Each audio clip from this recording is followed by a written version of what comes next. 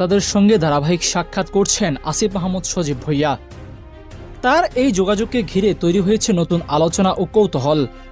অনেকেই এটিকে দক্ষিণ সিটি কর্পোরেশনের সম্ভাব্য নির্বাচনী প্রস্তুতির অংশ হিসেবে দেখছেন, যদিও এখনও আনুষ্ঠানিক কোনো ঘোষণা আসেনি।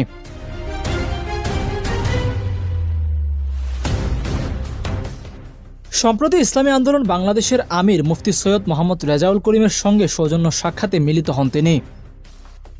রাজধানীতে অনুষ্ঠিত এই বৈঠক ঘিরে রাজনৈতিক অঙ্গনে ব্যাপক আলোচনা শুরু হয়েছে। বৈঠকে দেশের সাম্প্রতিক রাজনৈতিক পরিস্থিতি, গণতান্ত্রিক উত্তরণ প্রক্রিয়া, জাতীয় ঐক্যের প্রয়োজনীয়তা এবং ভবিষ্যৎ রাজনৈতিক দিক নির্দেশনা নিয়ে বিভিন্ন মতবিনিময় হয়েছে বলে জানা গেছে। সংশ্লিষ্ট সূত্রের ভাষ্য অনুযায়ী উভয় পক্ষই রাজনৈতিক মতানৈক্য থাকা সত্ত্বেও সংলাপের পরিবেশ বজায় রাখা, সহনশীল রাজনৈতিক সংস্কৃতি গড়ে তোলা এবং জাতীয় স্বার্থকে দলীয় স্বার্থের ঊর্ধ্বে রাখার গুরুত্বের উপর জোর দেন। বিশ্লেষকদের মতে বর্তমান রাজনৈতিক প্রেক্ষাপটে এই ধরনের বৈঠক কেবল আনুষ্ঠানিকতা নয়, বরং পারস্পরিক বোঝাপড়া ও যোগাযোগ বৃদ্ধির একটি তাৎপর্যপূর্ণ ইঙ্গিত বহন করে।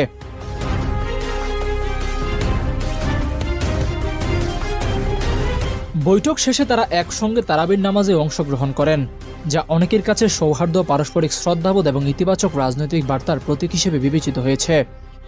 উপস্থিত নেতাকর্মীদের মতে এমন সম্মিলিত অংশগ্রহণ জনমনে একটি ভিন্নধর্মী বার্তা দেয়, যেখানে রাজনৈতিক প্রতিদ্বন্দ্বিতা থাকলেও ব্যক্তিগত আদর্শিক সম্মান অটুট থাকে।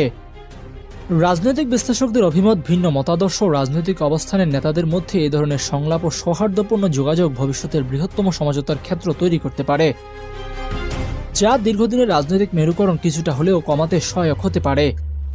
একই সঙ্গে এটি একটি দায়িত্বশীল রাজনৈতিক সংস্কৃতির ইঙ্গিতও বহন করে, যেখানে সংঘাতের বদলে আলোচনাকে প্রাধান্য দেওয়া হয়।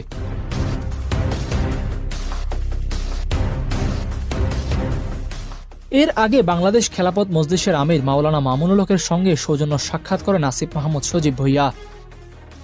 21 ফেব্রুয়ারি মামুনুল হকের বাসভবনে অনুষ্ঠিত এই বৈঠক ঘিরে সামাজিক যোগাযোগ মাধ্যমে ব্যাপক আলোচনা সৃষ্টি হয় এবং রাজনৈতিক অঙ্গনে নানা বিশ্লেষণ শুরু হয়। কেউ এটিকে নিছক আনুষ্ঠানিক সৌজন্য সাক্ষাৎ হিসেবে দেখলেও অনেকেই মনে করছেন বর্তমান রাজনৈতিক বাস্তবতায় এটি একটি কৌশলগত যোগাযোগের অংশ, যেখানে ভবিষ্যৎ সমীকরণ তৈরির ইঙ্গিত থাকতে পারে।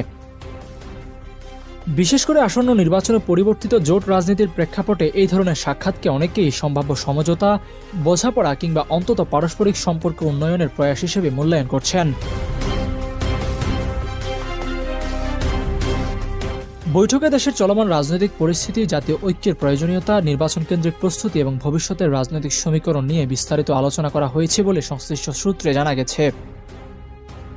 পরবর্তীতে তারা একই সঙ্গে ইফতারে অংশ নেন, যেখানে উভয় পক্ষের কয়েকজন গুরুত্বপূর্ণ নেতা উপস্থিত ছিলেন।